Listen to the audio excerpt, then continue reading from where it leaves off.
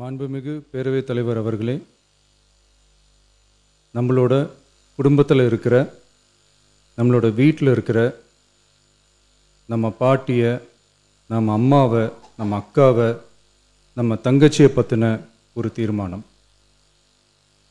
அதை பற்றி பேசுகிறதுக்கு, அவங்களுக்காக பேசுகிறதுக்கு நம்ம மனசில் இருந்து, நம்ம இதயத்தில் இருந்து பேசுகிறேன். இதுக்கு முன்னாடி இந்த விஜய்க்கு கிடைச்ச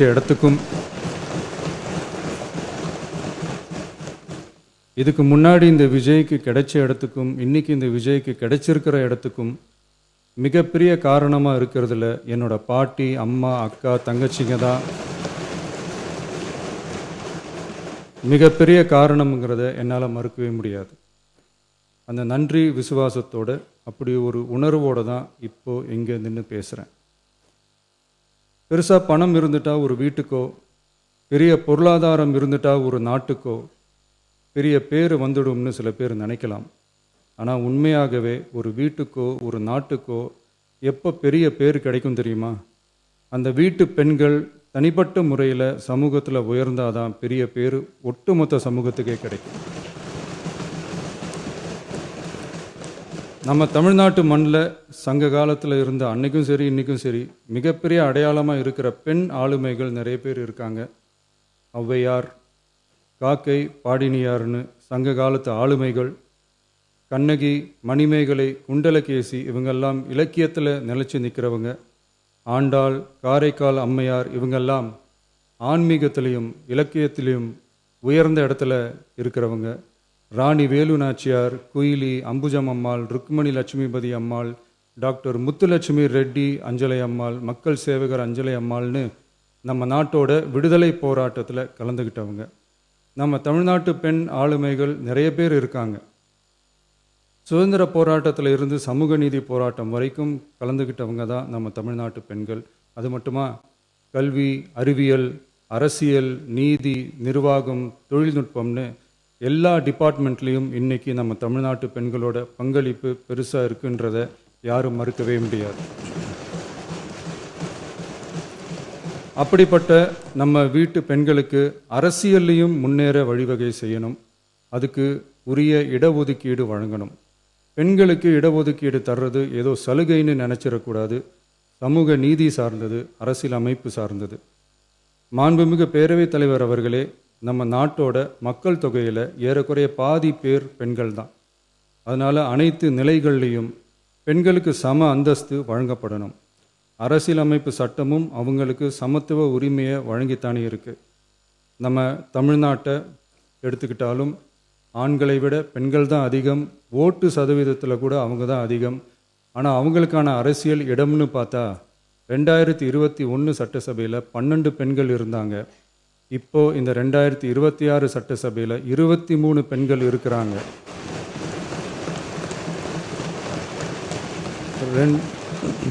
ரெண்டு மடங்கு ஆகி இருக்கு. ஆனாலும் சதவீத கணக்குப்படி பெருசாக உயரலை. மாண்புமிகு பேரவைத் தலைவர் அவர்களே, ஒன்றிய அரசு 2023ஆம் ஆண்டு மக்களவை, அனைத்து மாநில சட்டமன்றங்கள் மற்றும் டெல்லி யூனியன் பிரதேச சட்டமன்றத்தில் பெண்களுக்கென 1/3 பங்கு தொகுதி ஒதுக்கீட்டை கட்டாயமாக்கி 106வது அரசியல் சாசன திருத்த சட்டத்தினை 2023 செப்டம்பர் 28 நிறைவேற்றி 2026 ஏப்ரல் 16 முதல் நடைமுறைக்கு வந்துள்ளது. இருப்பினும் மேற்படி தொகுதி ஒதுக்கீடானது மக்கள் தொகை கணக்கெடுப்பு மற்றும் அதை தொடர்ந்து நடக்கும் தொகுதி மறுவரையறை பணிகளுக்கு பிறகுதான் முழுமையாக நடைமுறைக்கு வரும் என்று தெரிவிக்கப்பட்டுள்ளது.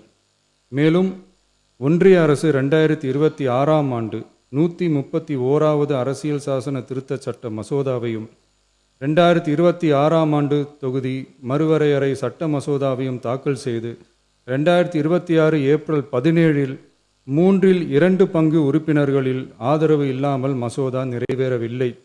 அவ்வாறு மக்கள் தொகை கணக்கெடுப்பு மற்றும் தொகுதி மறுசீரமைப்புடன் பெண்களுக்கான தொகுதி ஒதுக்கீட்டை இணைப்பதால் அதனை நடைமுறைப்படுத்த மேலும் பல ஆண்டுகள் காலதாமதம் ஆகலாம்.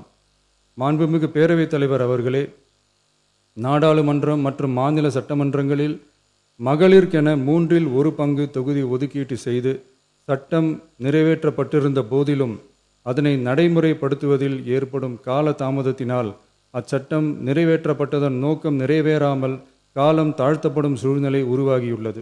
இது பெண்களின் அரசியல் உரிமையை மறுக்கும் செயலாகும். எனவே மகளிருக்கான தொகுதி ஒதுக்கீட்டை மக்கள் தொகை கணக்கெடுப்பு மற்றும் தொகுதி மறுவரையுடன் இணைத்து அதனை ஒத்திவைக்கக்கூடாது. மேற்படி தொகுதி ஒதுக்கீட்டை விரைந்து நடைமுறைப்படுத்துவதற்கு உரிய நடவடிக்கைகள் எடுக்கப்பட வேண்டும் என தமிழ்நாடு அரசு ஒன்றிய அரசை வலியுறுத்துகிறது.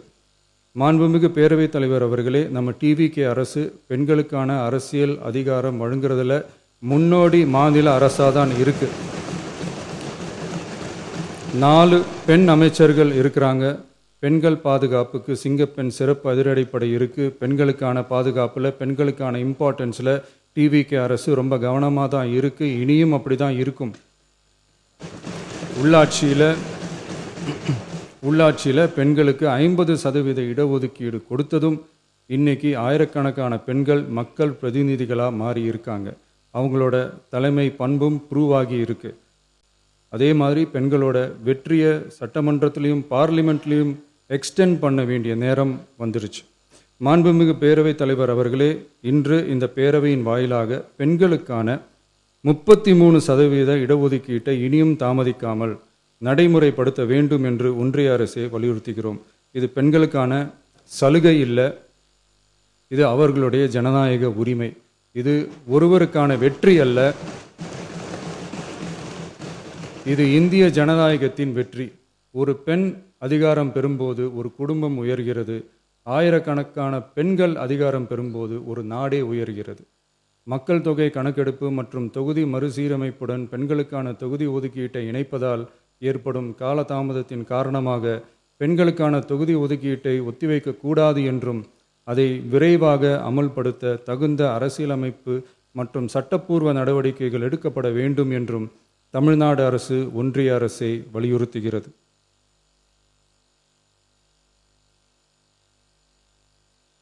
மாண்புமிகு பேரவைத் தலைவர் அவர்களே, டீலிமிட்டேஷன் தொடர்பான ஆலோசனை கூட்டம் தமிழ்நாட்டு மக்களவை மற்றும் மாநிலங்களவை உறுப்பினர்களுடன் தமிழ்நாடு அரசால் நமது தலைமையில் 8/8/2026 அன்று கலைவாணர் அரங்கத்தில் நடந்துச்சு. அந்த கூட்டத்தில் தமிழ்நாட்டை சேர்ந்த அனைத்து மக்களவை மற்றும் மாநிலங்களவை உறுப்பினர்களுக்கும் அழைப்பு விடுக்கப்பட்டு இந்திய தேசிய காங்கிரஸ் கட்சியின் 11 உறுப்பினர்களும், விடுதலை சிறுத்தைகள் கட்சியின் 2 உறுப்பினர்களும், இந்திய கம்யூனிஸ்ட் கட்சியின் 2 உறுப்பினர்களும், மார்க்சிஸ்ட் கம்யூனிஸ்ட் கட்சியின் 2 உறுப்பினர்களும், இந்திய யூனியன் முஸ்லீம் லீக் கட்சியின் உறுப்பினரும் மற்றும் மறுமலர்ச்சி திராவிட முன்னேற்றக் கழகத்தின் உறுப்பினரும் என 6 கட்சிகளை சேர்ந்த உறுப்பினர்கள் பங்கேற்றாங்க. இந்த கூட்டத்தில் டீலிமிட்டேஷன் தொடர்பாக விரிவாக ஆலோசிக்கப்பட்டுச்சு.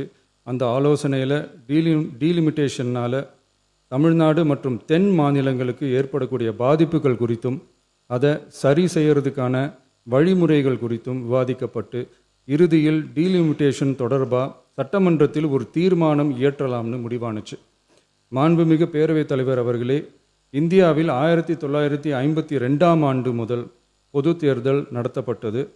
அது தொடர்ந்து ஒவ்வொரு 10 ஆண்டுகளுக்கு ஒரு முறை நடத்தப்படுற சென்சஸ் டீட்டெயில்ஸ் படி மக்களவை மற்றும் சட்டப்பேரவை தொகுதிகளின் எண்ணிக்கையை மறுசீரமைப்பு செஞ்சு 1976 வரை தேர்தல்கள் நடத்தப்பட்டது.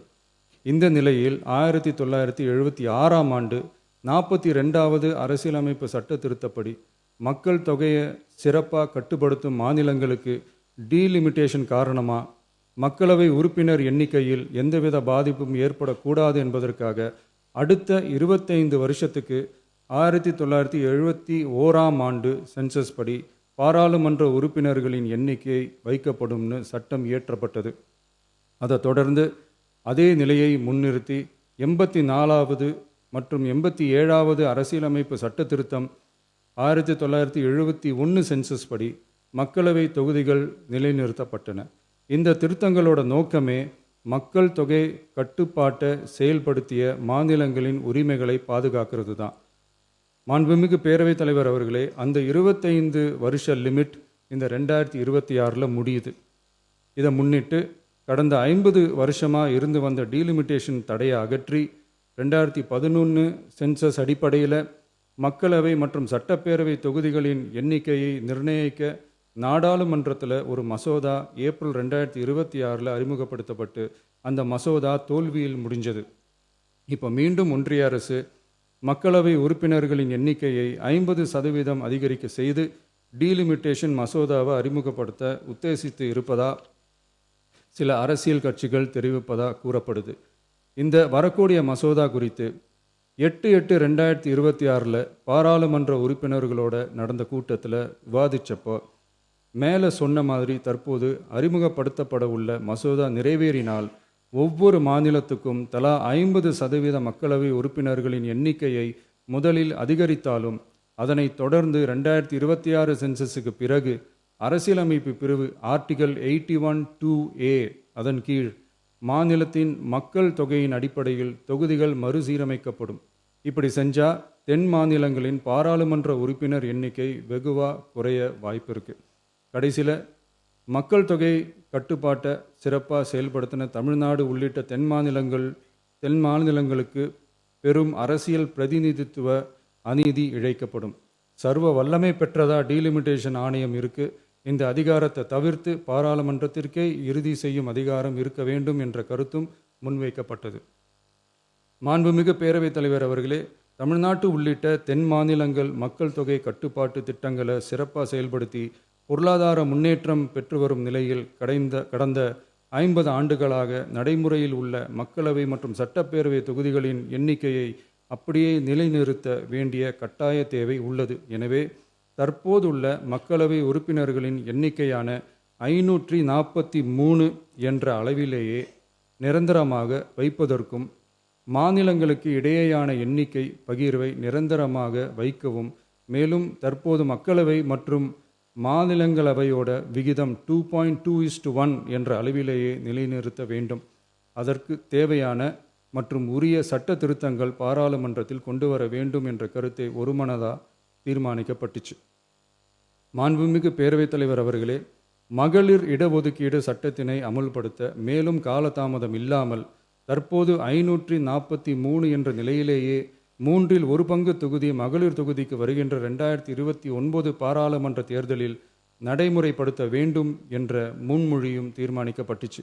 ஆகவே மேற்கூறிய காரணங்களால் தமிழ்நாட்டில் உள்ள அனைத்து சட்டமன்ற கட்சியின் தலைவர்களும் ஒருமித்த கருத்தோடு தமிழ்நாட்டை முன்னிறுத்தி கட்சி வேறுபாடின்றி ஒருமித்த குரலில் பேச வேண்டும் என்ற கருத்தை வலியுறுத்தி நாம் முன்மொழிகிற தீர்மானத்தை ஒருமனதாக நிறைவேற்றி தருமாறு கேட்டுக்கொள்கிறோம். தொகுதி மறுவரையறை மற்றும் மகளிர் இடஒதுக்கீடு அரசினர் தனி தீர்மானம். தமிழ்நாடு உள்ளிட்ட அனைத்து மாநிலங்கள் மற்றும் யூனியன் பிரதேசங்களில் மக்களவை சட்டப்பேரவை உறுப்பினர்களின் எண்ணிக்கையானது கடந்த 50 ஆண்டுகளாக 1971 ஆண்டினுடைய மக்கள் தொகை கணக்கெடுப்பு புள்ளி விவரங்களின்படி நிர்ணயிக்கப்பட்டு தேர்தல்கள் நடத்தப்பட்டு வருகிறது. ஏப்ரல் 2026 பாராளுமன்றத்தில் கடந்த 50 ஆண்டு கால தொகுதி மறுவரையறை தடையை நீக்கவும் 2011 ஆண்டு மக்கள் தொகை கணக்கெடுப்பு அடிப்படையில் தொகுதி மறுவரையறை செய்திடவும் மக்களவை உறுப்பினர்களின் எண்ணிக்கையை 550 850 அதிகரிக்கவும் கொண்டுவரப்பட்ட அரசியலமைப்பு சட்ட திருத்த மசோதா தோல்வியடைந்தது. இந்நிலையில் மீளவும் மேற்குறிப்பிட்ட அரசியலமைப்பு சட்ட திருத்த மசோதா கொண்டுவரப்பட உள்ளது என தெரிந்ததின் அடிப்படையில் 1971 பிறகு உள்ள எந்த மக்கள் தொகை கணக்கெடுப்பை அடிப்படையாக கொண்டு தொகுதி மறுவரையறை செய்தாலும் மக்கள் தொகையை சிறப்பாக கட்டுப்படுத்திய தமிழ்நாடு உள்ளிட்ட தென் மாநிலங்களின் நாடாளுமன்ற பிரதிநிதித்துவம் நிரந்தரமாக பாதிக்கப்படும் என்பது நிதர்சனமான உண்மை. ஒன்றிய அரசு அளித்த உறுதியின்படி மக்கள் தொகை கட்டுப்பாட்டு திட்டங்களை சிறப்பாக செயல்படுத்தி நல்ல பொருளாதார வளர்ச்சி கண்டு நல்ல சுகாதாரம் மக்கள் நல திட்டங்களை மேற்கொண்டு வரும் எந்த ஒரு மாநிலமும் தொகுதி மறுவரையால் பாதிக்கப்படாமல் பார்த்து கொள்வது ஒன்றிய அரசின் தலையாய கடமையாகும். எனவே தற்போதுள்ள மக்களவை உறுப்பினர்களின் எண்ணிக்கையான 543 என்ற அளவிலேயே நிரந்தரமாக வைப்பதற்கும் மாநிலங்களுக்கு இடையேயான எண்ணிக்கை பகிர்வை நிரந்தரமாக வைக்கவும், மேலும் தற்போது மக்களவை மற்றும் மாநிலங்கள் அவையினுடைய விகிதம் 2.2:1 என்ற அளவிலேயே நிலைநிறுத்த வேண்டும் என்றும், அதே வேளையில் பெண்களுக்கான 33% இடஒதுக்கீட்டை காலதாமதமின்றி தற்போது 543 தொகுதிகளின் அடிப்படையிலேயே 2029ஆம் ஆண்டு மக்களவைத் தேர்தலில் நடைமுறைப்படுத்த வேண்டும் என்றும் ஒன்றிய அரசை வலியுறுத்தி தமிழ்நாடு சட்டமன்ற பேரவை கீழ்க்கண்ட தீர்மானங்களை ஒருமனதாக நிறைவேற்றுகிறது. 1. நாடாளுமன்ற மக்களவையின் மொத்த உறுப்பினர்களின் எண்ணிக்கையை 543 என்ற நிலையிலேயே நிரந்தரமாக்க வேண்டும். 2.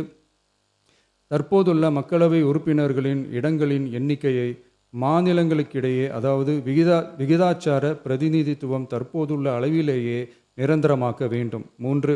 வரவிருக்கும் மக்களவை பொது தேர்தலிலும் அதன் பிறகு சட்டமன்ற பொது தேர்தல்களிலும் 1/3 தொகுதி ஒதுக்கீட்டு பலனை பெண்கள் பெறுவதை உறுதி செய்ய வேண்டும் என ஒன்றிய அரசை தமிழ்நாடு சட்டமன்ற பேரவை ஒருமனதாக வலியுறுத்துகிறது. மாண்புமிகு பேரவைத் தலைவர் அவர்களே, இந்த தீர்மானம் ஒரு அரசியல் கட்சியின் தீர்மானம் அல்ல, தமிழ்நாட்டின் உரிமையை நிரந்தரமாக பாதுகாக்கும் தீர்மானம். எனவே அனைத்து கட்சிகளை சேர்ந்த மாண்புமிகு பேரவை உறுப்பினர்கள் இந்த தீர்மானத்தை ஒருமனதாக நிறைவேற்றி தர வேண்டும் என்று கேட்டுக்கொள்கிறோம். நன்றி. பிளே ஸ்டோர் மற்றும் ஆப் ஸ்டோரில் இருந்து பாலிமர் செயலியை QR கோடு மூலம் பதிவிறக்கம் செய்யுங்கள். செய்திகளை உடனுக்குடன் பெறுங்கள்.